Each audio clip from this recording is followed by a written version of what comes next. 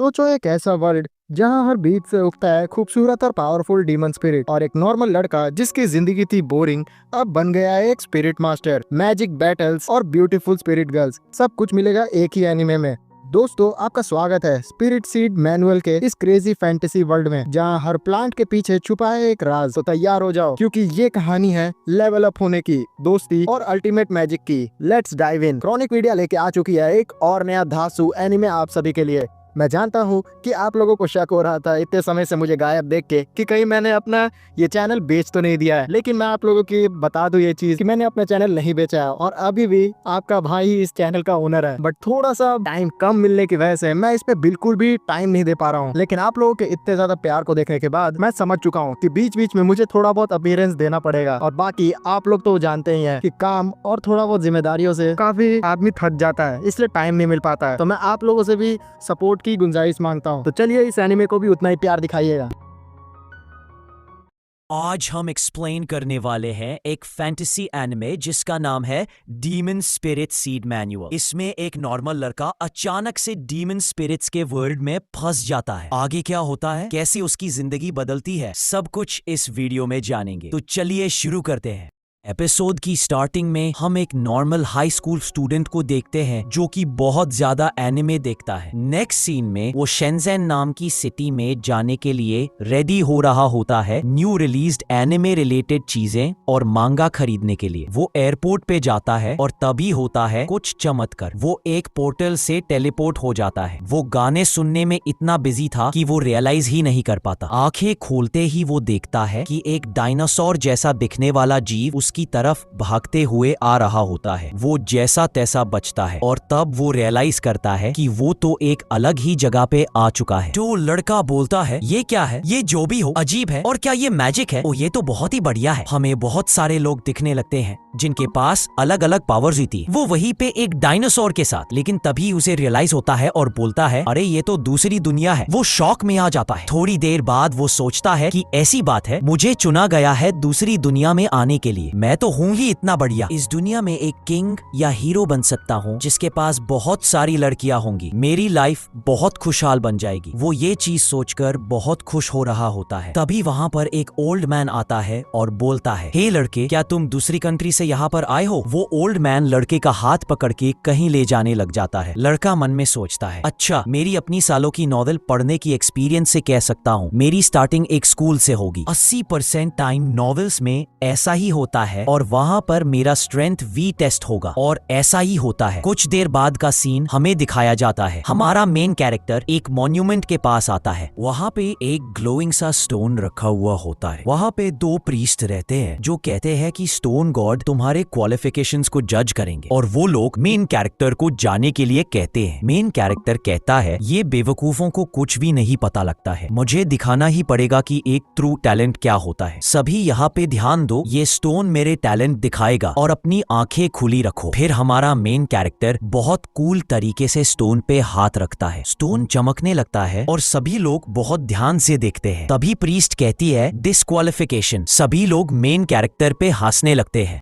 Magician ये सुनकर युवान का दिल टूट चुका था। वह कहता है कि इस पर तो लाइट जल रही थी। मजिशियन बताती है कि इस पर अलग अलग कलर में लाइट जलती है। सभी कलर्स अलग अलग मैजिक के टाइप्स को बिलोंग करते हैं, और तुम्हारी केस में व्हाइट लाइट जली है जो कि किसी मैजिक टाइप को बिलोंग नहीं करती। हालांकि तभी एक दूसरी मजिशियन नोटिस करती है कि उस स्टोन पर व्हाइट लाइट के अलावा एक अलग सी ग्रीन लाइट जल रही है। वो बताते हैं कि तुम्हारे पास वुड मैजिक की पावर है, लेकिन ये इतनी ज्यादा कम है कि अब तक इस वर्ल्ड में ऐसा कोई नहीं है था जिसके मैजिक में इतनी कम पावर हो। युवान इस चीज से बहुत डिप्रेशन में चला गया था। वो वहां से चला जाता है। हालांकि वो बहुत दुखी था और बैठा हुआ था। वो सोच रहा था कि जब उसके पास कोई खास मैजिक पावर है ही नहीं, तो फिर उसको इस तरह के वर्ल्ड में टेलीपोर्ट क्यों किया गया है। वैसे अब उसको यहाँ क्या करना चाहिए। तभी वहाँ एक बूढ़ा आदमी आता है। वो मेन कैरेक्टर को बताते हैं कि उसको इतना ज्यादा सोचने की जरूरत नहीं है, क्योंकि उसके पास जो वुड मैजिक की पावर है वो बहुत ही ज्यादा रेयर है, और इस वर्ल्ड में वो दूसरा पर्सन है जिसे ये पावर मिली है। वो बताते हैं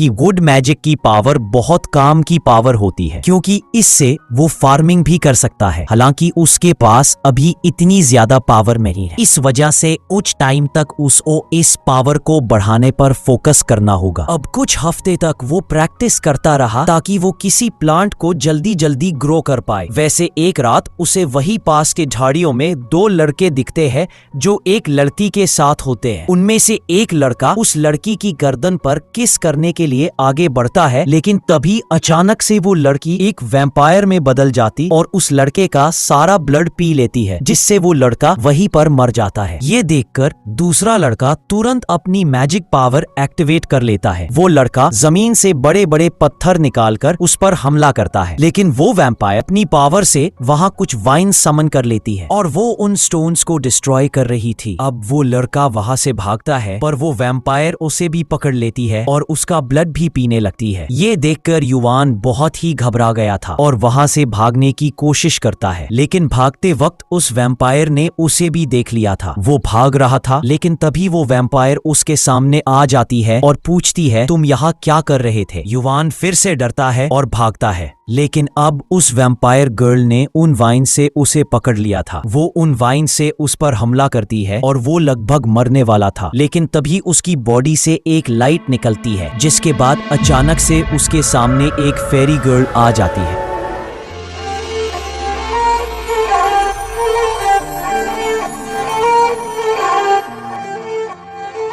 युवान को लगता है कि वो इस कहानी का मेन कैरेक्टर है, इस वजह से शायद ये उसकी सर्वेंट होगी, लेकिन वो बताती है कि वो हेल से आई है और यहाँ युवान को खत्म करने के लिए आई है। वो उसे मारने ही वाली थी, लेकिन तब तक युवान पहले ही मारा जा चुका था। वो वैम्पायर गर्ल बताती है कि युवान उसका खाना है, इसलिए वो उसको नहीं जाने देगी। लेकिन जब वो उस पे हमला कर रही थी, तब उस फेरी गर्ल ने सिर्फ एक ही अटैक में उस वैम्पायर गर्ल को हरा दिया। वही दूसरी तरफ हम एक दूसरी लेडी को देखते हैं जिन्होंने इस एनर्जी को महसूस कर लिया था। वो कहती है, लगता है अब समय आ चुका है। यहाँ फेरी गर्ल ने अब उस वैम्पायर के अंदर से युवान की वो एनर्जी जो उसने एब्जॉर्ब कर ली थी वापस खींच ली और युवान के शरीर में डाल दी, जिसके बाद युवान फिर से जिंदा हो चुका था। युवान उससे पूछता है कि वो कौन है और क्या वो उसकी मेट बनेगी, लेकिन इस पर वो फेरी गर्ल कहती है नहीं। वो पूछती है, क्या तुम्हें मैं याद नहीं हूँ? जिस पर युवान कहता है, मैंने तुम्हें पहले कभी नहीं देखा है। लड़की बताती है कि उसने युवान की जान सिर्फ इसलिए बचाई थी ताकि वो बाद में उसे खत्म कर सके, और इतना कहकर वो उस पर हमला करने लगती है। लेकिन जब वो युवान के ऊपर अपनी तलवार से कट लगाती है तो उसके हाथ में भी कट लग जाता है, जिसे देखने के बाद वो फेरी बहुत ज्यादा हैरान हो रही होती है। फेरी उससे पूछ रही होती है कि तुमने यहाँ पर किस टाइप का मैजिक यूज किया जिसकी वजह से उसका जो अटैक है वो यहाँ पर रिवर्स हो गया। तभी वहाँ पर एक लेडी आती है जो कुछ देर पहले इस एनर्जी को महसूस कर रही थी। उसे लगा ही था कि यहाँ पर कुछ तो होने वाला है, वो इसलिए यहाँ पर आ गई। लेडी कह रही होती है कि वो सुयो एकेडमी की चेयरमैन है। वो यहाँ पर उस फेरी गर्ल को कह रही होती है, अगर तुम युवान के ऊपर हमला करोगी तो उसे भी उतना ही डैमेज होगा जितना तुम युवान को पहुंचाओगी, क्योंकि तुम यहाँ पर युवान की समनर हो। लेकिन वो फेरी गर्ल उसकी बातें बिल्कुल भी नहीं मानती है, क्योंकि उसे यकीन नहीं हो रहा होता है वो लेडी जो कह रही होती है, और फिर से युवान पर हमला करने लगती है, जिसके बाद उसे वहाँ पर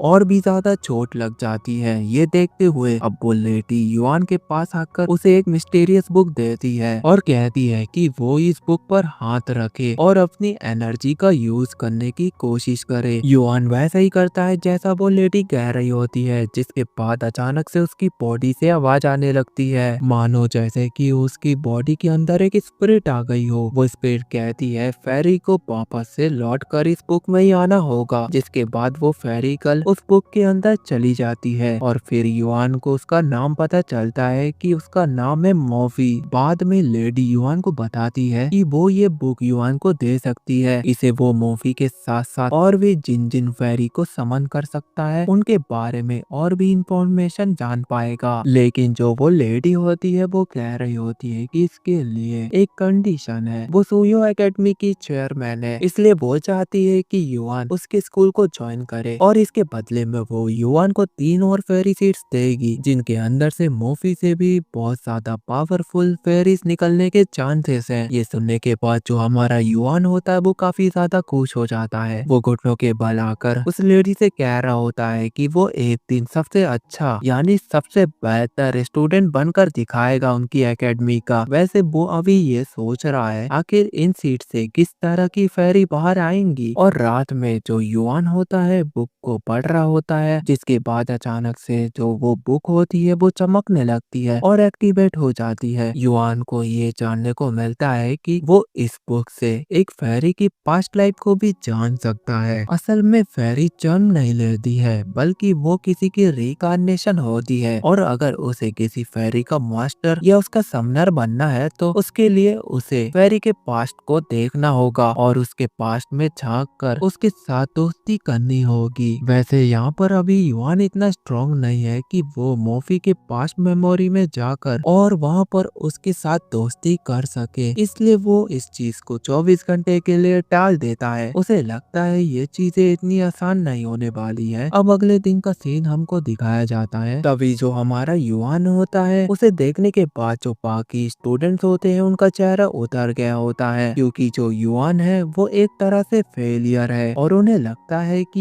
ये जो युआन है उसके पास कोई भी अच्छी मैजिक एबिलिटीज नहीं है जिसकी वजह से उसका सिलेक्शन इस एकेडमी में हो सकता है, क्योंकि ये जो स्कूल है वो लोगों के मैजिक के हिसाब से डिसाइड होता है। लेकिन जो हमारा युआन है उसके अंदर तो कोई भी ऐसा मैजिक नहीं है जिसकी वजह से उसे चुना जाए। वैसे तभी एक स्टूडेंट उसका टेस्ट लेने के लिए उसकी तरफ एक क्रिस्टल फेंकता है, क्योंकि उसके पास आइस मैजिक की पावर थी और ये एक ट्रैप था। लेकिन युआन को ये चीज पता नहीं थी, इस वजह से वो आइस क्रिस्टल को उठाने लगता है और अचानक से वहाँ पर एक रोशनी चमकती है और हमें पता चलता है कि जो वो क्रिस्टल है वो युआन को चुनता है, जिसकी वजह से युआन को यहाँ पर 22 पावर की मतलब कि 22 मैजिक की पावर मिल चुकी होती है। युआन को 2 एट्रीब्यूट्स आ गए हैं जो कि इस वर्ल्ड में लगभग नामुमकिन के बराबर होता है। इसका मतलब जो युआन है वो इस दुनिया का सबसे पहला इंसान है जिसके पास ये वाला एटीट्यूड उसे मिला है। अब अचानक से उसकी जो बॉडी होती है वो कंट्रोल खो देती है, जिसकी वजह से वो वहाँ की आसपास की हर एक चीजों को स्कैन करने लगता है, जिसके बाद वहाँ पर युआन को सबसे ब्यूटीफुल लड़की के पास उसकी जो मैजिक एबिलिटी है उसे लेकर आ जाती है। जो मैजिक की एबिलिटीज है वो इसी तरह से वर्क करती है और वो उस लड़की के पास आकर उसे अपनी सबसे प्यारी लाइन बोलता है, जिससे वो जो लड़की होती है उसका चेहरा लाल हो जाता है और वो बहुत ज्यादा इम्प्रेस हो जाती है युआन से और वहाँ से शर्मा कर बिल्कुल भी देर नहीं करती और भाग जाती है। लेकिन इससे जो वहाँ के लड़के होते हैं वो उस पर बहुत ज्यादा गुस्सा कर रहे होते हैं और बहुत ज्यादा हैरान भी हो रहे होते हैं कि ये इसने कैसे कर लिया। बाद में जो युआन होता है वो अपने फोन में उस फेरी से पूछता है कि ये कैसे हुआ, उसकी बॉडी आउट ऑफ कंट्रोल हो गई थी और वो बिल्कुल भी चीजों को समझ नहीं पा रहा था। असल में रात के टाइम उसने उस बुक को अपने फोन से कनेक्ट कर लिया था, जिससे वो यहाँ पर उस बुक वाली फेरी से डायरेक्ट कांटेक्ट कर सकता है। वो फेरी बताती है कि जब युआन ने उस आइस क्रिस्टल को टच किया तो उससे जो लाइट निकली वो उसके वुड मैजिक वाली ग्रीन लाइट से ज्वाइन हो गई, जिसके बाद उसका जो दूसरा एट्रीब्यूट था वो ओपन हो चुका था। पहले हमें लगा था कि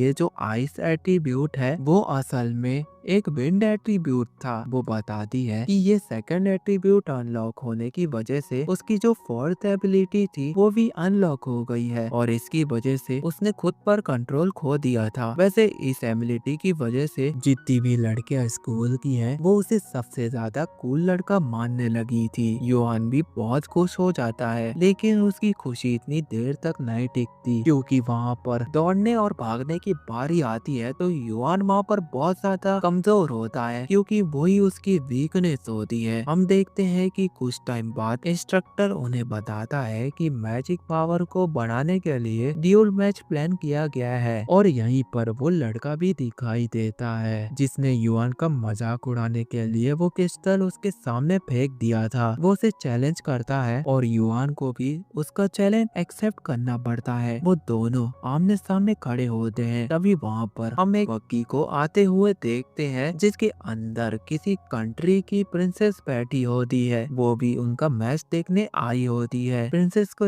इम्प्रेस करने के लिए वो लड़का सोच रहा था कि वो युआन को नीचा दिखा सकता है और उसे बहुत बुरी तरह से हराना चाहता था। इसी बात का फायदा उठाते हुए वो युआन पर, लेकिन यहाँ पर जो युआन होता है वो बड़े आराम से उसे डॉज कर लेता है क्योंकि उसे यहाँ पर कोई भी प्रॉब्लम नहीं हो रही होती है। तभी उस लड़के ने एक टोर्नेडो क्रिएट कर लिया था जो कि सच में बहुत ज्यादा पावरफुल था। लेकिन तभी मोफी युआन से कहती है कि वो उसे समन कर सकता है, ये फाइट शुरू होने से पहले ही खत्म हो जाएगी। लेकिन जो युआन होता है वो कहता है कि नहीं, मैं इसके लिए तो अकेला ही काफी हूँ, मैं इसके अटैक को बड़े आराम से रोक लूंगा। और वो यहाँ पर अपने वुड मैजिक का इस्तेमाल करने की कोशिश करता है जिससे उसका जो नेचर एक्टिवेट होता है जो कि उसका वुड मैजिक होता है और उसी के अटैक के साथ वो टोर्नेडो को बड़े आराम से खत्म कर देता है। हालांकि इतनी पावर यूज करने की वजह से युआन का अचानक से बॉडी से कंट्रोल छूट जाता है और वो वहाँ पर बेहोश हो जाता है क्योंकि इतनी पावर यूज करने के बाद उसकी जो बॉडी होती है वो काफी ज्यादा वीक हो जाती है। और जब उसकी आंखें खुलती है तो वो एक विलेज के अंदर होता है जो कि अभी भी चल रहा होता है। युआन जब आगे बढ़ता है तो वहाँ पर एक आदमी उसे आकर पकड़ लेता है और उससे उसके लिए मदद मांग रहा होता है जिससे युआन बहुत घबरा जाता है। पर तभी दूसरा आदमी आता है और उसे पहले वाले आदमी से छुड़ाता है और कहता है कि उसे माफ कर देना, ये तुमसे मदद मांगने के लिए आया। युआन घबरा कर उसे पूछ रहा होता है लेकिन वो वहाँ से चले जाते हैं जिसकी वजह से वो वहाँ से पीछे हट जाता है। और उसी दौरान उसे वहाँ पर एक छोटी सी बच्ची मिलती है जो कि बहुत ज्यादा बीमार लग रही होती है। उसे बहुत ज्यादा तेज बुखार होता है। वो एक गीले कपड़े उसके ऊपर रख देता है, यानी कि उसके सर के ऊपर, लेकिन उसका भी कोई फायदा नहीं होता है। वो लड़की बहुत ज्यादा बीमार होती है, इसकी वजह से वो बेहोश हो जाती है। तभी वहीं पर दो लड़के आते हैं और उस बच्ची को देखते हैं और कह रहे होते हैं कि इस बच्ची को हम अगर बेच दे तो हमें बहुत अच्छे गोल्ड कॉइन मिल सकते हैं। युआन उनकी बातें सुनने के बाद उस बच्ची को बचाने के लिए आगे बढ़ता है और उन बंदों से लड़ने लगता है। और वो जो बंदे होते हैं वो काफी ज्यादा ताकतवर होते हैं, इसलिए जो वो बंदे होते हैं वो युआन को धक्का देते हैं और उस बच्ची को लेकर जाने लगते हैं, जिसकी वजह से जो युआन होता है वो हार नहीं मानता है और उस बच्ची को बचाने के लिए पूरी कोशिश करता है। लेकिन वो जो बंदे होते हैं वो उसे पीटने लगते हैं और इस वजह से जो हमारा युआन होता है वो काफी ज्यादा कमजोर होता है और वहाँ पर बेहोश हो जाता है। जब वो बेहोश हो जाता है, लेकिन जब वो दोबारा होश में आता है तो वो खुद को फिर से उसी दुनिया में पाता है जहाँ पर वो जो किताबों वाली परी होती है वो उसे बताती है कि तुम मोफी की यादों से लौट कर आए हो। परी ये भी कहती है अगर वो सच में किसी फेरी पर कंट्रोल करना चाहता है तो उसे यहाँ पर उसका भरोसा जीतना होगा और साथ में अगर उसे अपने फॉलो करवाने हैं ऑर्डर तो उससे अच्छी दोस्ती करनी होगी जिससे वो उस पर यकीन कर सके और सारी बातों को मान सके, जिसके लिए उसे उसके पास में जाना जरूरी है। वो ये चीजें टाल नहीं सकता क्योंकि वही चीजें उसके लिए बहुत ज्यादा इम्पोर्टेंट होती है। उससे ये एक फेरी के बारे में हमें पता चलेगा, यानी युआन को पता चलेगा कि वो आगे के स्टेप्स को कैसे फॉलो कर सकता है। और ये जो बातें होती है युआन अच्छे से समझ गया था। हालांकि जो युआन होता है वो मोफी से अपने फोन से बात भी करता है और उसे समझाता है कि वो ऐसा बंदा नहीं है कि वो दूसरों की तरह तुम्हें चोट पहुंचाएगा या तुम्हें अपने एक गुलाम की तरह रखेगा। वो उसे फेरी की तरह आजादी देगा और उसे जो भी काम पसंद है वो उसमें रोक टोक बिल्कुल भी नहीं करेगा और जबरदस्ती तो वो बिल्कुल भी नहीं करवाएगा। लेकिन फिर भी वो कहती है ये अच्छी स्पीच थी, लेकिन वो उसके चाल में नहीं फंसने वाली। युआन पर वो बिल्कुल भी भरोसा नहीं करती है। वैसे तभी वहाँ पर युआन को एक आवाज सुनाई देती है। हम देखते हैं कि युआन के डॉल्फ के अंदर वहाँ पर दो कपल आई होती है जो आपस में बात कर रही थी कि ये सब तो बहुत अच्छी चीजें हैं, क्योंकि वो प्लान बनाकर आई होती हैं कि आखिर आज हमें किसे अपना भोजन बनाना चाहिए। ये सुनते ही जो युआन होता है वो समझ जाता है कि ये दोनों वैम्पायर्स हैं, लेकिन वो बिल्कुल भी आवाज नहीं करता है, क्योंकि अगर वो इस सिचुएशन में फंस गया तो मोफी के समझने से पहले ही वो यहाँ पर मारा जा सकता है। फिर जो वो लड़की होती है थोड़ा देर बाद वो अपना स्कार्फ को ढूंढने लगती है।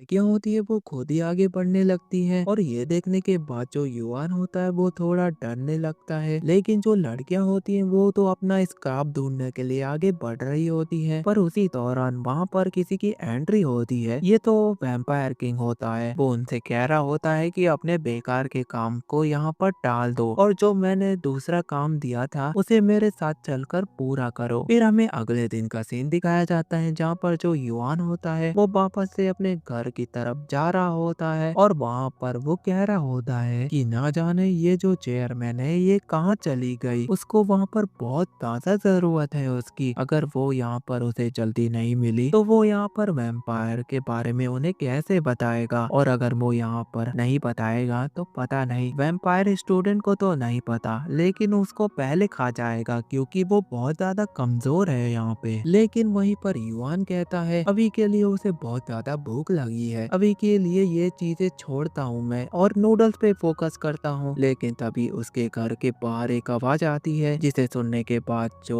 युआन होता है वो समझ जाता है कि ये शायद वैम्पायर ही हो सकता है। वो बाहर आता है और वहाँ पर उस एक लड़की को देखता है और वहाँ तुरंत उसे एक पंच मार देता है, जिसकी वजह से जो वो लड़की होती है वो बेहोश हो जाती है। अब बाद में जब वो उसके चेहरे को देखता है तो उसे पता चलता है ये तो किसी कंट्री की राजकुमारी है। फिर जो युआन होता है उसके मन में आ रहा होता है कि अब ना जाने वो यहाँ पर क्या कर रही थी, लेकिन युआन सोचता है कि अगर किसी को पता चल गया कि उसने एक राजकुमारी को एक मुक्का मारा है तो शायद उसको एक्सिक्यूट कर दिया जाएगा। इसलिए वो प्रिंसेस को वहाँ से घसीटते हुए अंदर ले जाता है और जो राजकुमारी होती है वो तो बेहोश होती है और वो यहाँ पर सोच रहा होता है कि वो उसे कैसे बताएगा कि उसने उसे क्यों पंच किया। लेकिन यहाँ पर युआन को भी बहुत ज्यादा नींद आ रही थी, लेकिन यहाँ पर एक दिक्कत थी, यहाँ पे जगह की कमी थी, इसलिए जो प्रिंसेस होती है उसके बगल में युआन सो जाता है। अगर वो यहाँ पर नीचे सोएगा तो बहुत ज्यादा दिक्कत हो जाएगी, इसलिए वो यहाँ पर मौके का फायदा उठा लेता है। और जो प्रिंसेस होती है जब सुबह उसकी आंखें खुलती है और वो युआन को अपने पास सोता हुआ देखती है तो उसे शक होता है और वो उसे पंच मारती है और कहती है कि तुम मेरे बेड में क्या कर रहा है। युआन उनसे माफी मांगता है और बताता है कि ये जो चीजें हुई उसकी वजह से उसको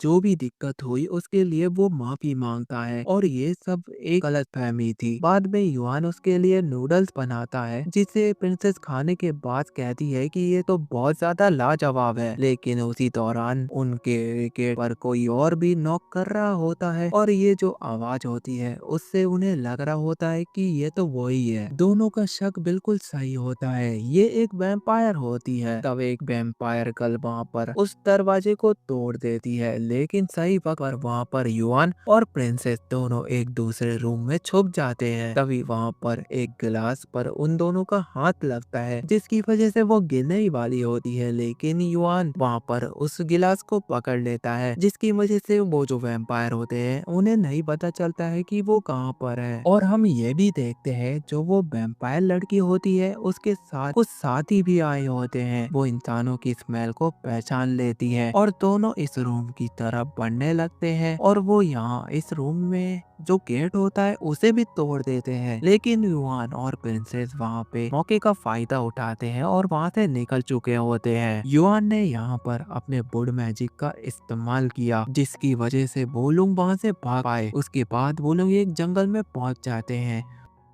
तभी जो युआन होता है वो प्रिंसेस को कह रहा होता है कि आप पेड़ के पीछे छुप जाओ, वरना वो जो वैम्पायर वो यहाँ पर आ जाएंगे और हमारे लिए बहुत बड़ी दिक्कत हो जाएगी। लेकिन इससे पहले वो छुप पाते हैं कि वो दोनों वैम्पायर वहाँ पर आ जाते हैं, पर जो हमारा युआन होता है वो मौके का सही इस्तेमाल करता है और वो मॉफी को समन कर देता है। मॉफी अब उन दोनों पर हमला कर रही होती है और उन्हें दूर कर देती है, जिसके बाद वो अपनी एक सीक्रेट टेक्निक का इस्तेमाल करती है। लेकिन इस टेक्निक में एक नुकसान है, इस टेक्निक को यूज करने में उसे बहुत ज्यादा टाइम लगता है, जिसका फायदा उठाते हुए वो दोनों वैम्पायर उसके ऊपर हमला करने लगते हैं। लेकिन तभी जो मॉफी होती है वो हेल फायर का इस्तेमाल करती है, जिसकी वजह से वो दोनों की बॉडी को जलाने लगती है। जब वो दोनों वैम्पायर वहां से निकलने की कोशिश करती है तो वो देखती है कि वो एक इनविजिबल बैरियर के अंदर वहां पर फंस चुकी है। लेकिन अब वो जो बैरियर होता है वो अचानक से टूट जाता है, क्योंकि वहां पर वैम्पायर किंग की एंट्री हो चुकी होती है। वो दोनों वैम्पायर गर्ल को वहां से बचा रहा होता है और वो जो दोनों वैम्पायर गर्ल होती है वो सोच रही होती है कि अब वो यहाँ पर बच गई है। लेकिन जो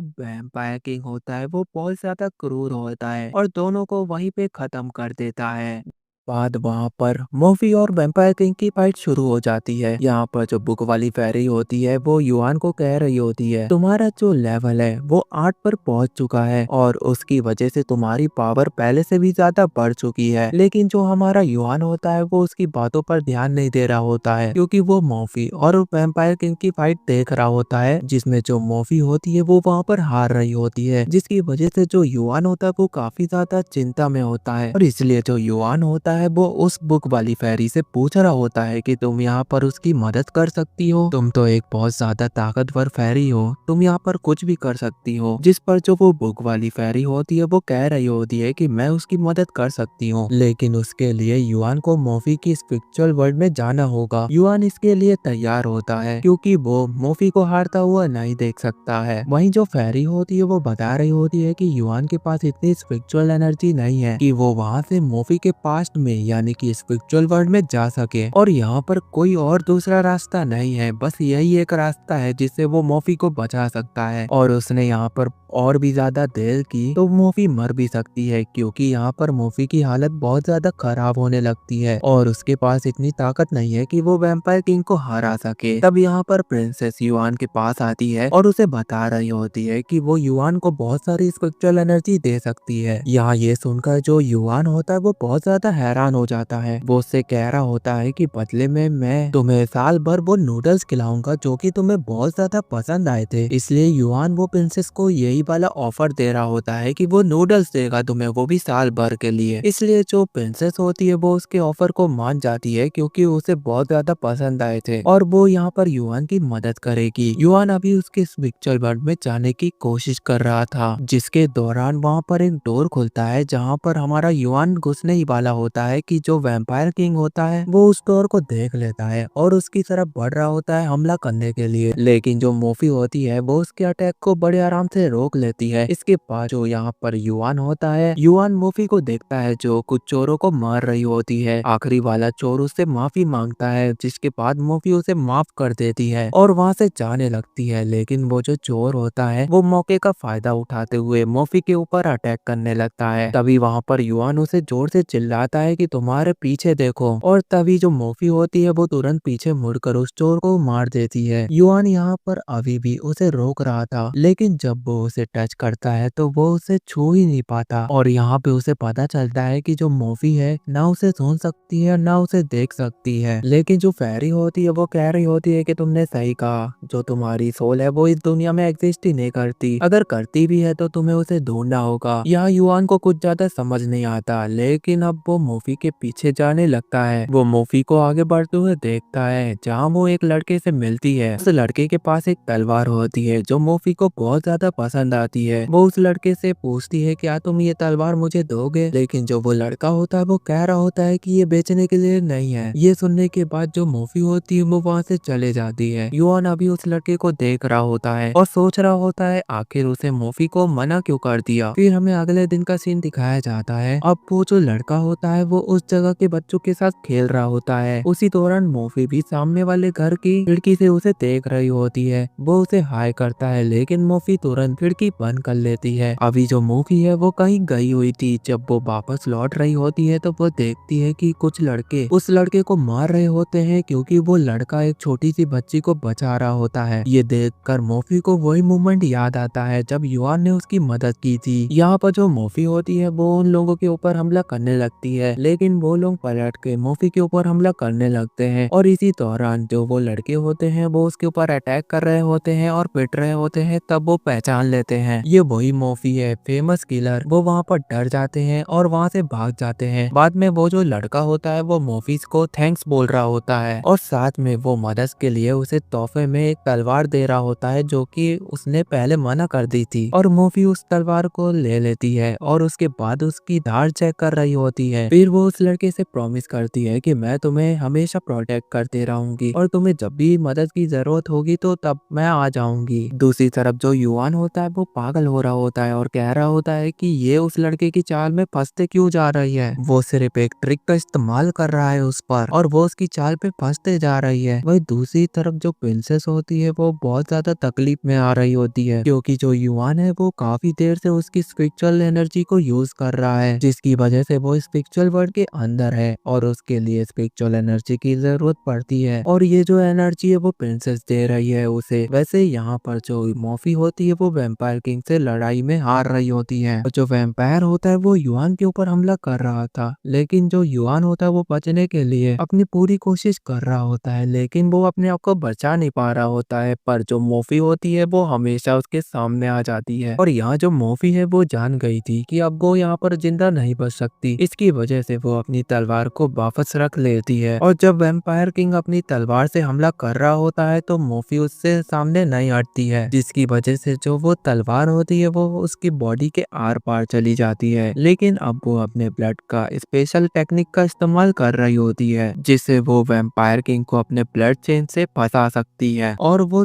तब तक आजाद नहीं होगा जब तक मोफी जिंदा है। लेकिन अब जब वो कुछ कर नहीं सकता और उसे खोल नहीं सकता तो वो यहाँ पर कुछ कर भी नहीं पाएगा। मोफी चाहती है कि वो अपनी आखिरी सांस तक युआन को प्रोटेक्ट करे लेकिन वो तब तक ही वैम्पायर को रोक सकती है जब तक वो जिंदा है। यहाँ दूसरी तरफ जो युआन होता है जो कि स्पिरिचुअल वर्ल्ड में है वो उस दुनिया में आगे बढ़ रहा होता है। वो यहाँ पर सोच रहा होता है कि वो यहाँ पर ऐसा क्या करे जिससे वो मोफी को अपनी बातें बता सके और वो उसकी बातें सुन सके। भी उसकी नजर उसी बंदे पे पड़ती है जो कि मोफी को थैंक्स कह रहा था। जब मोफी वहां से चली जाती है तो युआन जोर जोर से चिल्ला रहा था लेकिन पता नहीं कैसे उस लड़के ने युआन की बातें सुन ली थी। ये देखकर जो युआन होता है वो काफी ज्यादा हैरान हो जाता है और चिल्लाते हुए उससे पूछता है कि आखिर तुम मोफी से ऐसा क्या चाहते हो और उसे फंसाने की कोशिश क्यों कर रहे हो, इसके पीछे तुम्हारा मकसद क्या है। क्योंकि युआन यहाँ पर जानता था कि ये लड़का सही नहीं है। वो लड़का यहाँ पर अपना नाम एनियो बता रहा होता है और ये नाम बिल्कुल उल्टा है युआन के नाम से। वो लड़का कह रहा होता है कि मोफी उसके लिए बस एक टूल है लेकिन युआन कहता है कि ये सही नहीं है और जो एनियो होता है वो उसकी बातों पर ध्यान नहीं देता है। उसके बाद हमें अगले दिन का सीन दिखाया जाता है जहाँ पे एनियो मोफी से मिलने आया होता है और जैसे ही मोफी को आवाज सुनाई देती है वो तुरंत दरवाजा खोलती है और एनियो को नीचे गिरा देती है और ठीक उसके गर्दन के नीचे तलवार रख देती है और उसे पूछ रही होती है कि तुम यहाँ पर क्यों आए हो, जिस पर एनियो कह रहा होता है कि मैं सिर्फ तुम्हारे लिए खाना लेकर आया हूँ। फिर जो मोफी होती है वो कह रही होती है कि मैंने तुम्हें गलती से गिरा दिया और इस चक्कर में तुम्हारा खाना भी गिर गया जो तुम मेरे लिए लाए थे। फिर उसके बाद जो मोफी होती है वो खाना उठाने लगती है पर एनियो कह रहा होता है कि नहीं, इसमें तुम्हारी कोई गलती नहीं है, मैं तुम्हारे लिए एक और प्लेट खाना बनाकर लेकर आता हूँ। और इसके बाद वो वहाँ से चला जाता है। वैसे युआन अभी भी चिल्ला रहा होता है कि तुम्हें समझने की कोशिश करनी होगी मोफी। वो बंदा यानी एनियो उसकी फीलिंग्स के साथ खेल रहा है लेकिन जो मोफी होती है वो उसकी बातों को सुन नहीं पा रही होती है। उसी दौरान हम देखते हैं कि जो मोफी है वो एनियो के साथ सबसे सेफ वाले टावर के ऊपर बैठी होती है। यहाँ पर एनियो होता है वो बता रहा होता है कि वो एक ट्रेवलर है और वो बता रहा होता है कि वो हर एक टाउन में घूमता रहता है और ट्रेजर की तलाश में भटकता रहता है। वो यहाँ इतना समय इसलिए बिता रहा है क्योंकि उसे मोफी पसंद आ गई है। वो ये चाहता है कि मोफी उसकी जर्नी में उसके साथ चले। लेकिन यहाँ पर जो मोफी होती है उसे डर होता है कि जो उसकी पिछली लाइफ में बीता, यानी कि वो एक किलर थी, लोगों को मार देती थी, क्या वो उस चीजों को छोड़ सकती है। और अगले दिन हम देखते हैं कि जो मोफी है वो फिर से किसी चोर को मार रही होती है और रास्ते में उसे अनियो मिल जाता है, जिसे देखकर वो अपनी तलवार को छुपा लेती है क्योंकि वो चाहती है कि अनियो को उसके किलर होने के बारे में बिल्कुल भी पता ना चले। इसलिए वो अपने आप को ऐसा दिखा रही होती है कि उसने यहाँ पर कुछ भी नहीं किया, क्योंकि वो नहीं चाहती कि अनियो उसे ऐसे देखे और उसे अच्छा ना लगे। फिर जो यहाँ पर एनियो होता है वो बता रहा होता है कि वो खाने के लिए कुछ सामान लेने गया था और वो चाहता है कि वो दोनों घर तक साथ में चले, लेकिन मोफी कहती है कि तुम जाओ, वो उसके बाद थोड़ा देर में आएगी क्योंकि उसे वहाँ पर थोड़ा सा काम है। और फिर वो एनियो को कह रही होती है कि तुम यहाँ से चले जाओ। और फिर उसके बाद मोफी काफी ज्यादा दुखी हो जाती है क्योंकि उसने एनियो को झूठ बोला। लेकिन जब वो घर पहुंचती है तो देखती है एनियो ने उसके लिए खाना रेडी कर कर रखा होता है। वो बता रहा होता है कि ये डिश उसकी मदर ने उसे सिखाया था। अभी मोफी यहाँ पर बहुत ही ज्यादा खुश हो जाती है, लेकिन युआन यहाँ पर बार बार चिल्ला रहा होता है आखिर वो उसके झूठ को पकड़ क्यों नहीं पा रही। वो उसे फंसाना चाहता है और उसे धोखा देना चाहता है। फिर जो मोफी होती है वो एनियो को बता देती है कि वो असल में एक लेडी किलर है, लेकिन एनियो ये बातें सुनने के बाद कह रहा होता है कि इन चीजों से उसे फर्क नहीं पड़ता क्योंकि वो उसे पसंद करता है और वो जैसी भी है वो उसे अपना लेगा। यहाँ पर ये बातें सुनने के बाद जो मोफी होती है वो बता रही होती है जब वो छोटी थी तो उसकी मदद करने के लिए कोई नहीं आता था, इसलिए उसने फैसला किया कि वो इतनी ताकतवर बनेगी ताकि अगर कोई उसकी मदद करने ना भी आए तो वो इतनी ताकतवर बन सके ताकि वो अपनी मदद खुद कर सके। एनियो कह रहा होता है कि तुम्हारी बातें तो बहुत ज्यादा अच्छी है, लेकिन उसे मोफी के पास से कोई भी मतलब नहीं है, वो तो बस उसके साथ अपना फ्यूचर देखना चाहता है। वैसे यहाँ पर जो मोफी है उसने डिसाइड कर लिया था कि वो एनियो के साथ जर्नी में उसका साथ देगी। इसके बाद जो मोफी है वो एक सेलर के पास पहुंच जाती है जहाँ पर वो एक ट्रिप की 2 टिकटें मांग रही थी, लेकिन वो सेलर कह रहा होता है कि तुम्हें इस ट्रिप में नहीं जाना चाहिए क्योंकि जो एनियो है वो उसे सही नहीं लगता है और शायद वो उसे चीट भी कर रहा हो। पर मोफी उस सेलर को बता रही होती है और सुना रही होती है कि वो ऐसा नहीं है, वो उसका साथ देगा और शिप की टिकट मांग रही होती है। और वो जो सेलर होता है वो उसे टिकट दे देता है और उसे लेकर मोफी उसको लेकर जाती है एनियो के पास और वो उसे दिखा रही होती है और एनियो को कह रही होती है तुम बस कल सुबह उसका इंतजार करना, हम इसके साथ ही एक सेफ जर्नी पर निकलेंगे। और वो ये भी बता रही होती है कि उसे टावर के पास मिलना है। उसके बाद जो मोफी होती है वो कह रही होती है बिल्कुल वो टावर के पास तुम्हें मिलेगी। लेकिन उसके बाद हम देखते हैं कि उस दिन शाम के टाइम मोफी ने एक और चोर मार दिया होता है।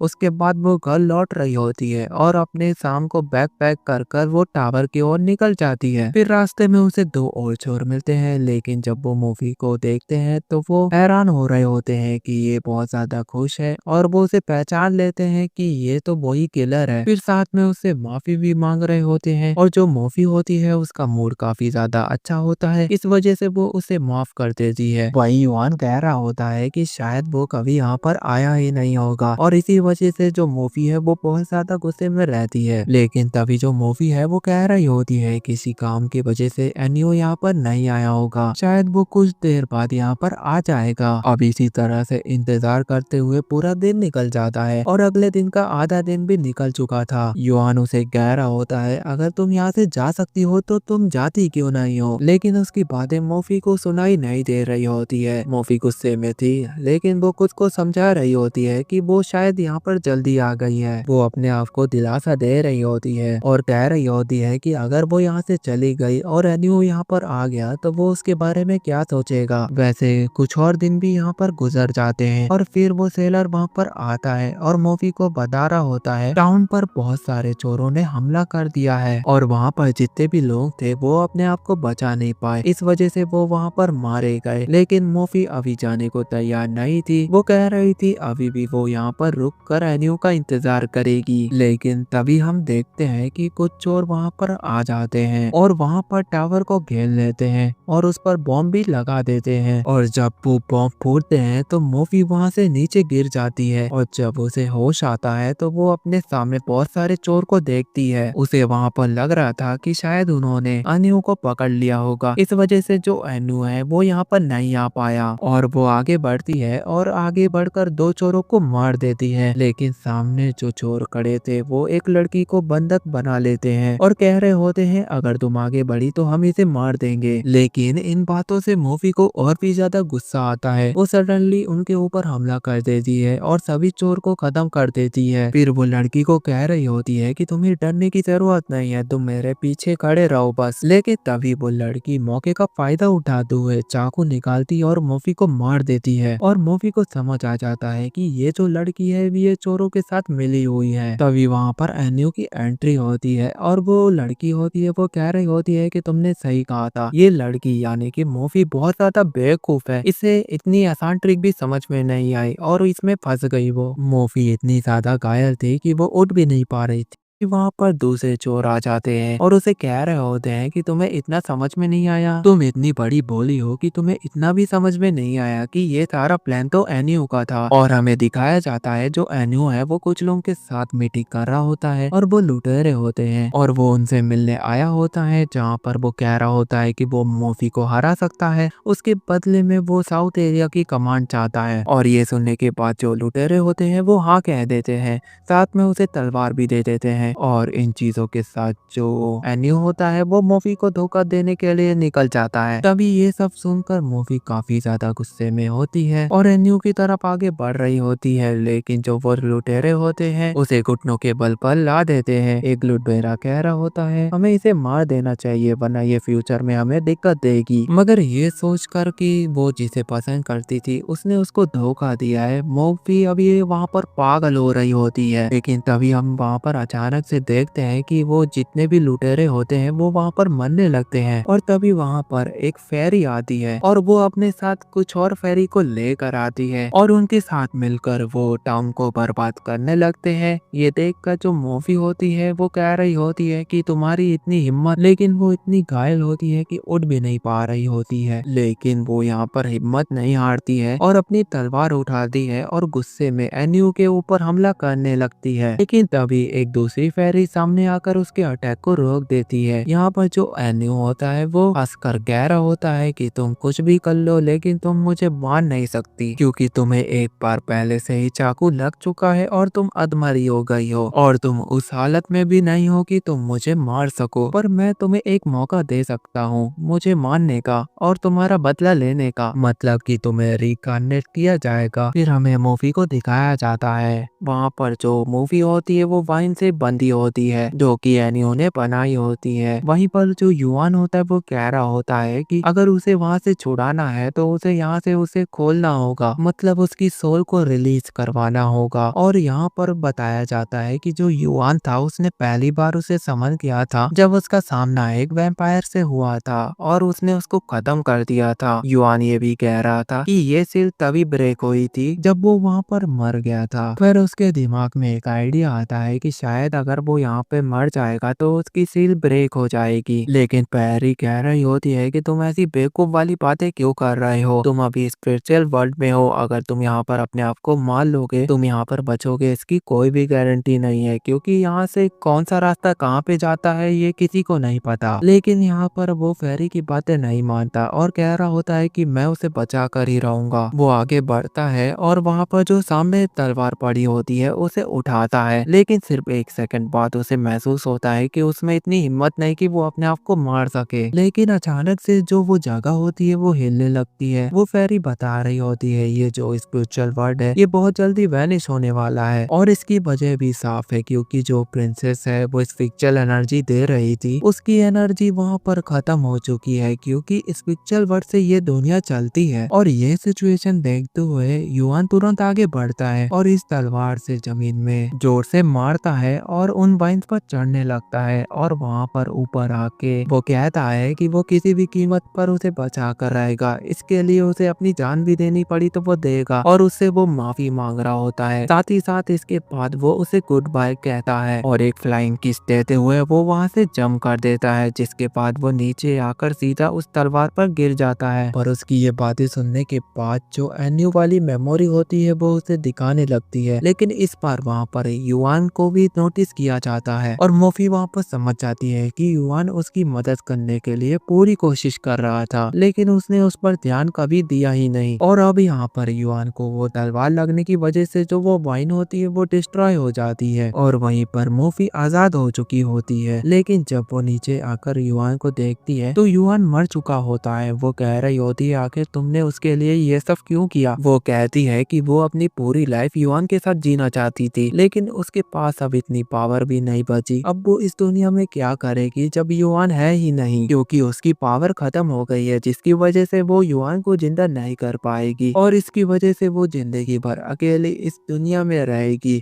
अब उसे इस दुनिया में अकेले रहना होगा, उसके अलावा उसके पास कोई भी नहीं है। और वो आगे बढ़ने लगती है, तभी वो देखती है कि युआन को होश आ जाता है और वो वहाँ पर उसका पैर पकड़ लेता है। और अभी यहाँ पर युआन सोच रहा होता है कि आखिर यहाँ पे उसके साथ क्या हुआ, वो कैसे यहाँ पर बच गया। लेकिन जो युआन होता है वो उसे कह रहा होता है कि तुम्हारी जो ये स्पीच थी वो सुनने के बाद उसका दिल छू ली थी और शायद उसकी वजह से वो यहाँ पर फिर से जिंदा हो गया। वैसे ये सुनने के बाद मोफी को थोड़ा सा शर्म आ रही होती है और वो यहाँ पर गुस्से में अपनी तलवार को आगे कर लेती है और वो कह रही होती है कि मैं नहीं जानती कि तुम यहाँ पर जिंदा कैसे बच गए, लेकिन अब मैं तुम्हें जिंदा रहने नहीं दूंगी। और ये सुनने के बाद जो युआन होता है वो घुटनों के बल पर आ जाता है और उससे माफी मांगने लगता है और वो बता रहा होता है कि उसने प्रिंसेस की स्पिरिचुअल एनर्जी की मदद से तुम्हारी दुनिया में आकर तुम्हारे पास्ट के बारे में जाना और उसने यहाँ तक इतनी मेहनत की है और तुम्हारे बारे में इतना सब कुछ पता लगाया है। ये सुनने के बाद जो मोफी होती है वो युआन को माफ कर देती है, क्योंकि उसने इतनी अच्छी मेहनत जो की थी। फिर जो युआन होता है वो मोफी को कह रहा होता है कि हमें वैम्पायर किंग को हराने के लिए अपनी पावर को कंबाइन करना होगा, तभी हम उसे हरा पाएंगे। तब जो मोफी होती है वो कह रही होती है कि वो पूरी लाइफ उसके साथ रहेगी। उसके बाद वो वापस से रियल वर्ल्ड में आ गए होते हैं, जहाँ हम देख रहे होते हैं कि जो प्रिंसेस है वो अपनी स्पिरिचुअल एनर्जी देने के बाद वहाँ पर बेहोश हो जाती है। फिर जो युआन होता है वो उसे नीचे लेटा देता है। उसके बाद वो आगे बढ़ता है और कहता है कि हम अपनी पूरी ताकत का पूरा इस्तेमाल करेंगे। जिसके बाद जो मोफी होती है वो अपनी स्पिरिचुअल एनर्जी युआन को दे रही होती है, जिसके बाद युआन की बॉडी चेंज होने लगती है और वो बहुत ज्यादा ताकतवर बन चुका होता है। जिसके बाद युआन अपना अच्छा और सबसे पावरफुल अटैक का इस्तेमाल करता है। वैम्पायर किंग को लग रहा होता है कि वो युआन को हरा देगा, इसलिए वो उसके ऊपर अटैक करने के लिए आगे बढ़ता है, लेकिन युआन उसके अटैक को बड़े आराम से रोक रहा होता है। यहाँ पर जो युआन होता है वो भी अटैक कर रहा होता है वैम्पायर किंग के ऊपर, लेकिन वो भी आराम से उसे डॉज कर रहा होता है। इस वजह से युआन अब अपनी पावर को मर्ज करने की कोशिश करता है, लेकिन ऐसा नहीं होता है, इसलिए वो अपनी वाइन्स को समन करता है और वाइन्स की बाउंडिंग के साथ वो उसके ऊपर हमला कर रहा होता है, लेकिन वैम्पायर किंग उन्हें बड़े आराम से रोक रहा होता है। अब उनकी लड़ाई जमीन से स्काई की तरफ शिफ्ट हो जाती है, जहाँ पर उनकी तलवारें टकरा रही होती है, लेकिन बाद में युआन उन पर यानी कि वैम्पायर किंग पर तेजी से हमला करता है। इसकी वजह से जो वैम्पायर किंग होता है वो नीचे गिर जाता है, लेकिन जो वैम्पायर किंग है वो अभी भी हारा नहीं है। वो फिर से उठता है और हमला करने के लिए वापिस आता है, लेकिन यहाँ पर युआन फिर से उस पर बहुत ही खतरनाक अटैक करता है, लेकिन जो वो वैम्पायर किंग है वो मरा नहीं होता है। वो फिर से हमला करने के लिए वापिस उठ जाता है, लेकिन जो युआन होता है वो सबसे बड़ा अटैक यानी सबसे खतरनाक अटैक उसके ऊपर करता है, जिसके बाद वहाँ से जो नीचे की जगह होती है वो सारी डिस्ट्रॉय हो चुकी होती है। ये देखने के बाद जो युआन होता है वो कह रहा होता है शायद अब तो वैम्पायर किंग मर गया होगा, लेकिन जो मोफी होती है वो उसे बता रही होती है कि तुमने बेशक वहाँ की सारी चीजों को तबाह कर दिया, लेकिन वो अभी भी जिंदा ही होगा।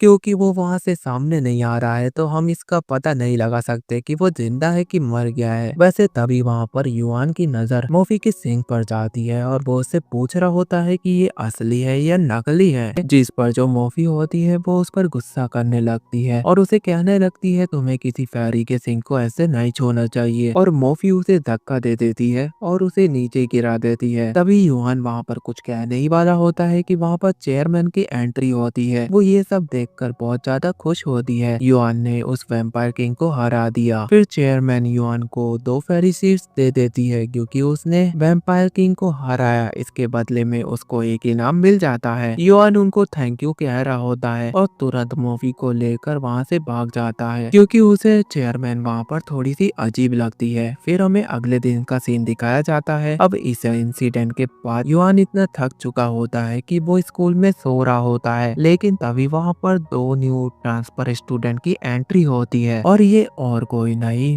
बल्कि ये मोफी और प्रिंसेस होती है। मोफी को देखने के बाद वो लोग बहुत ज्यादा हैरान हो जाते हैं और वो कह रहे होते हैं कि वो बहुत ज्यादा लकी फील कर रहे हैं कि मोफी उनकी क्लास में है, लेकिन जो युआन होता है वो तो बड़े आराम से सो रहा होता है और जो मोफी और प्रिंसेस होती है वो उसके अगल बगल पे आके बैठ जाती है। युआन उन्हें देखने के बाद बहुत ज्यादा हैरान हो जाता है और वो उनसे पूछ रहा होता है कि तुम यहाँ पर क्या कर रही हो और यहाँ पर आ गई हो तो तुम उसके पास क्यों आकर बैठ गई हो। ये सुनने के बाद जो बाकी स्टूडेंट होते हैं वो बहुत ज्यादा गुस्से में आ जाते हैं और युआन को आकर कह रहे होते हैं कि तुम्हें तमीज नहीं है, लड़कियों से कैसे बात करते हैं। लेकिन जब वो स्टूडेंट युआन को मोफी और प्रिंसेस के साथ बड़े आराम से यानी कि कैजुअल तरीके से बात करते हुए देखते हैं तो बहुत ज्यादा जेलस फील करते हैं और बाद में वो लोग प्लान बना रहे होते हैं कि हम उसे मार देंगे और ये कह रहे होते हैं कि उसने इतने आराम से उस ब्यूटीफुल लड़की से कैसे बातें कर ली और इसके बाद वो लोग उसके पीछे पड़ जाते हैं। लेकिन जो युआन होता है वो भागते भागते किसी तरह अपने आप को बचा लेता है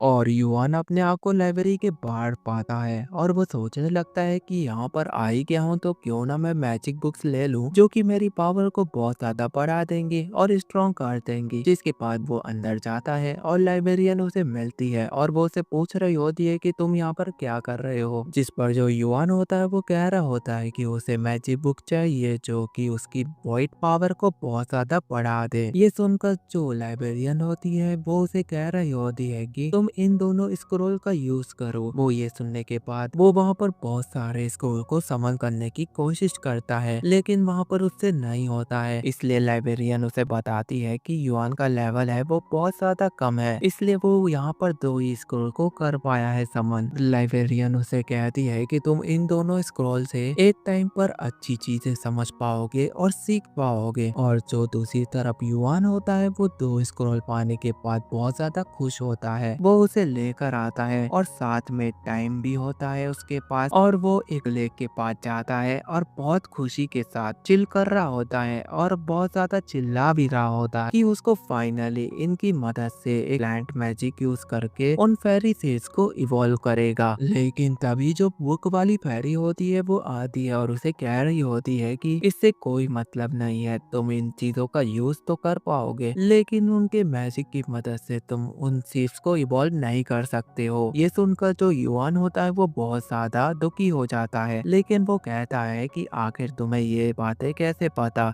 और अगर पता थी तो तुम पहले उसे बता सकती थी ना और उसे यहाँ पर फालतू में बुक पढ़ने की मेहनत नहीं करनी पड़ती और उसे कोई शौक भी नहीं है। इस पर जो बुक वाली फेरी होती है वो कह रही होती है मैंने जानबूझकर ऐसा नहीं किया और जो इसमें है वो तुम्हें मैंने बता दिया वरना तुम बुक नहीं लाते। अब युआन जब वो बुक ले ही आया है तो वो फेरी उसे कह रही होती है कि अभी इसे मुझे एब्जॉर्ब कर लेना चाहिए और वो बिल्कुल वैसा ही करती है जिसकी वजह से उसका पेट भर जाता है। हालांकि फिर वो युआन को समझा रही होती है कि ये जो सीड्स है इनके ऊपर एक सील होती है और तुम्हें इन्हें प्राकृतिक रूप से ग्रो करना होगा। युआन समझ जाता है और वो पानी में नॉर्मली उन सीड्स को डालता है जो कि बहुत जल्दी ग्रो होंगे लेकिन वो एक तरह के फ्लावर में बदलेंगे क्योंकि युआन ने उन पर अपना प्लांट मैजिक का इस्तेमाल किया है। और इसके बाद उसके पास जितनी भी सीड्स होती है वो उसे नॉर्मली पानी में डाल देता है। उस पर जो मैजिक होता है वो उसे यूज नहीं कर सकता है क्योंकि उसके लिए उसे नॉर्मली इंतजार करना होगा। लेकिन युआन को यहाँ पे इतना इंतजार करने की आदत नहीं होती है। वो कुछ देर इंतजार करता है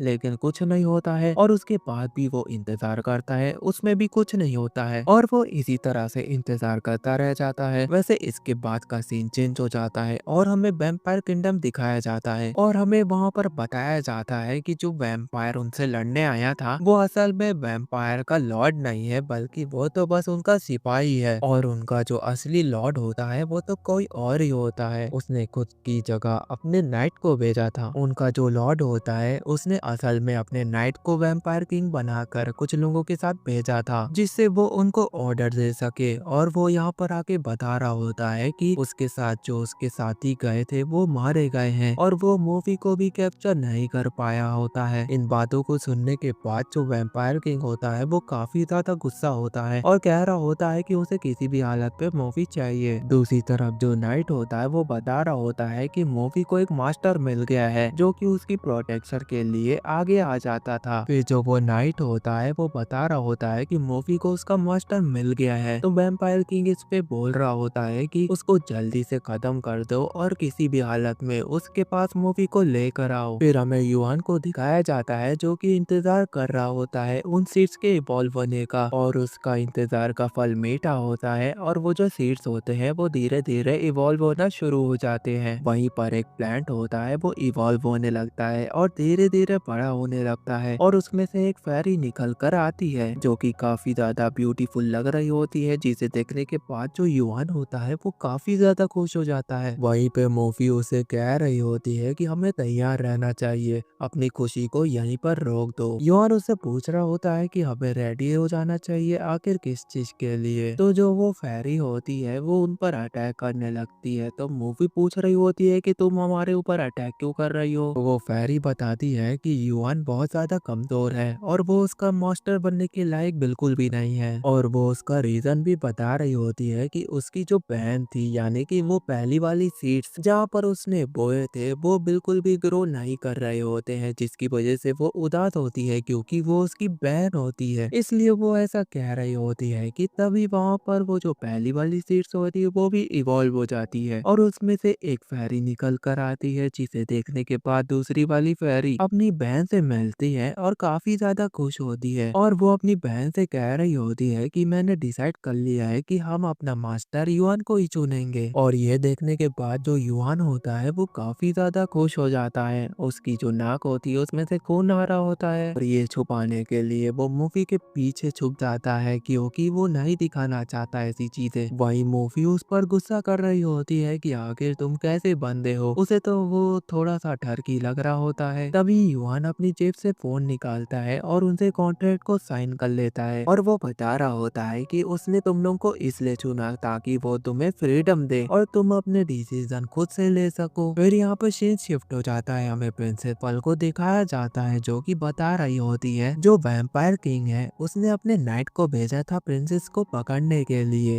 ये सुनने के बाद जो युआन होता है वो हैरान हो रहा होता है और वो उनसे पूछ रहा होता है कि वो तो मूवी को पकड़ने आए थे, और वो बता रही होती है कि उसका पहला मकसद तो प्रिंसेस ही है, लेकिन उसे मूवी के बारे में भी पता चल गया इसलिए वो उसे भी पकड़ने के लिए निकल पड़ा है, और प्रिंसेस की सेफ्टी के लिए तुम उसे दूर लेकर चले जाओ। तो युआन बिल्कुल वैसा ही करता है, वो वहाँ से जा रहा होता है कि तभी वहाँ पर लाइब्रेरियन आ जाती है और वो बता रही होती है कि तुम आइलैंड में घूमोगे और वहाँ पर तुम्हें तरह तरह के मैजिक मिलेंगे, तो इसलिए वो तुम्हें क्रिस्टल देना चाहती है जिससे तुम्हें जो भी मैजिक मिले तुम इसमें डाल देना और इससे तुम्हारी बहुत ज्यादा बड़ी हेल्प होगी। और वो ये भी बता रही होती है जो ये क्रिस्टल है अगर तुम इसमें मैजिक डालते हो तो तुम्हें एक अच्छा सा रिवॉर्ड भी मिलेगा। और युआन उस क्रिस्टल को लेता है और वहाँ से निकल जाता है। उसके बाद सीन शिफ्ट हो जाता है, वो किसी जंगल की तरफ बढ़ रहे होते हैं। वहाँ पर युआन अपनी बुक वाली फेरी को पूछ रहा होता है क्या तुम ये क्रिस्टल को खा सकती हो और पहले जैसा एब्जॉर्ब करके इवॉल्व हो सकती हो। तभी उसे ध्यान में आता है जो नई दो फेरी मिली थी उसे वो यहाँ पर नहीं दिख रही है, यहाँ पे तो प्रिंसेस ऑफ मूवी ही है। वो उनसे पूछ रहा होता है कि वो दोनों कहाँ पे गई, तो मूवी बताती है कि वो पास वाले लेक में गई है। और जो युआन होता है उसकी एक्साइटमेंट बढ़ जाती है और वो तुरंत दौड़ के लेक की तरफ बढ़ जाता है, और पीछे जो प्रिंसेस होती है उसकी भी एक्साइटमेंट उतनी ही बढ़ जाती है, पता नहीं वो क्या देखना चाहती है। लेकिन जब वो दोनों लेक के पास पहुंचते हैं तो एक बड़ा सा ड्रैगन उनका इंतजार कर रहा होता है, जिसे देखने के बाद दोनों के रिएक्शन बड़े अलग अलग होते हैं। जो प्रिंसेस होती है वो एक्साइटेड होती है और युआन बहुत ज्यादा डरा होता है, और दूसरी तरफ जो ड्रैगन होता है वो फ्लेम थ्रोअर का अटैक करता है और युआन इस पर एक बैरियर बना देता है क्योंकि सेफ्टी फर्स्ट है। फिर वो जो ड्रैगन होता है वो उन्हें कह रहा होता है कि तुम लोग मेरी टेरिटरी पर आ गए हो इसलिए तुम्हें मेरा अटैक का सामना करना पड़ेगा। इस पर जो पहली वाली फेरी होती है यानी कि जो कल निकली थी उसका नाम लिन होता है, और वो कह रही होती है युआन को कि वो भी लड़ना चाहती है इस ड्रैगन से। तो युआन उसे समझाता है कि तुम अभी बहुत ज्यादा ताकतवर नहीं हो, इस ड्रैगन को तुम उस पर छोड़ दो, वो अकेला संभाल लेगा इसे। क्योंकि हमारा जो युआन है वो काफी ज्यादा स्ट्रॉन्ग बनाना चाहता है अपने आप को, और वो धमकी दे रहा होता है ड्रैगन को क्योंकि उसने एक 8 लेवल के नाइट को हराया था यानी कि वैम्पायर को हराया था। ये सुनने सुनने के बाद जो ड्रैगन होता है वो काफी ज्यादा घबरा जाता है और उसे याद आता है कि वो तो 3 लेवल का है, उसने यहाँ पर बहुत बड़ी गलती कर दी, लेकिन अब तो चैलेंज मिल गया है तो उसे एक्सेप्ट तो करना ही पड़ेगा। यहाँ पर बैटल स्टार्ट होती है और युआन अपने सीड्स वाले मैजिक का यूज करके ड्रैगन को बांध देता है। क्योंकि वो हमेशा बैटल करते आया है इसलिए उसका आईक्यू धीरे धीरे बढ़ रहा होता है और वो ड्रैगन को बांधेगा जिससे वो पानी में उसे डुबो देगा, जिसकी वजह से वो अपना फायर अटैक को इस्तेमाल नहीं कर पाएगा। और जो ड्रैगन होता है वो काफी ज्यादा कमजोर महसूस कर रहा होता है अपने आप को, इसलिए वो वहाँ पर हार मान लेता है और वो वहाँ पर खुश होता है कि युआन ने उसे मारा नहीं, इसलिए वो उसको एक फ्लूट देता है। ड्रैगन बताता है कि ये जो फ्लूट है अगर तुम इसे बजाओगे तो मैं तुम्हारी हेल्प के लिए दौड़ा चला आऊंगा। उसके बाद वो जो ड्रैगन होता है वो वहाँ से चला जाता है और वहाँ पर रात होने वाली थी जो कि जंगल में सेफ नहीं था, इसलिए वो आगे बढ़ते हैं और उन्हें एक रेस्टोरेंट दिखता है जहाँ पर रिसेप्शन में एक बंदा होता है। युआन उससे पूछ रहा होता है कि हमें 2 रूम मिल जाएंगे और जो रिसेप्शन में वो बंदा बैठा होता है वो सोचने लगता है अगर ये बंदा 2 रूम लेगा तो इसे बार बार यहाँ से वहाँ ट्रेवल करना होगा क्योंकि इसकी 4 बंदियां हैं। इसकी वजह से ये तो ट्रेवल करते हुए ही थक जाएगा। उसके बाद जो लेन होती है वो ऊपर बैठी होती है और काफी ज्यादा उदास होती है और युआन उसके पास आता है और उससे पूछ रहा होता है कि तुम उदास क्यों हो। तो जो लेन होती है वो उसे चिल्ला रही होती है क्योंकि वो उसके पास अचानक से आ गया होता है। तो युआन उसे पूछ रहा होता है कि इसका कारण क्या है। तो लिन बता रही होती है कि उसकी जो प्रीवियस लाइफ थी उसकी जो मेमोरीज थी वो उसको नहीं मिली थी, इस वजह से वो काफी ज्यादा गुस्से में थी, लेकिन वो खुश भी थी क्योंकि उसकी जो बहन है वो उसके साथ थी। इन बातों को सुनने के बाद युआन उससे कहता है कि हम कुछ दिन यहाँ पर यानी कि रिसोर्ट पर रह सकते हैं। तभी वहाँ पर लिन को अपने प्रीवियस लाइफ की जो मेमोरीज है वो धीरे धीरे वापिस आने लगती है, जिसकी वजह से उसका सर झुकने लगता है और वो काफी ज्यादा गुस्से में आ जाती है और वो युआन को कह रही होती है कि तुम्हारे वजह से मेरा जो पास्ट की मेमोरी थी वो मुझे याद आने लगी और इसकी वजह से वो युआन के ऊपर हमला करने लगती है और वो कह रहा होता है कि तुम ऐसा क्यों कर रही हो और वो कुछ भी नहीं सुनती और अपना स्पेल पढ़ने लगती है, लेकिन वहाँ पर कोई और ही स्पेल एक्टिवेट हो जाता है जिसकी वजह से वो छत से नीचे गिर जाती है और वहाँ पर 3 लोगों की और एंट्री होती है और वो जो बंदे होते हैं वो कह रहे होते हैं कि वो युआन को खत्म करने के लिए आए हैं। तो युआन मोफी को कांटेक्ट करता है क्योंकि वो यहाँ पर ये 3 बंदों को नहीं संभाल पाएगा, इसलिए वो उसे यहाँ पर बुला लेता है और मोफी यूबी के साथ आती है जो कि लिन की सिस्टर होती है। उसके बाद युआन उस ड्रैगन को भी समन कर लेता है और वो यहाँ पर आता है और देखता है कि यहाँ पर जो 3 बंदे हैं वो युआन को खत्म करने आए हैं और साथ में उन फेरी को भी। ये देखने के बाद वो कह रहा होता है कि ये तो अच्छा मौका है साइड बदलने का और वो पार्टी को बदल लेता है और वो युआन और उन फेरीज के ऊपर अटैक करेगा। फिर युआन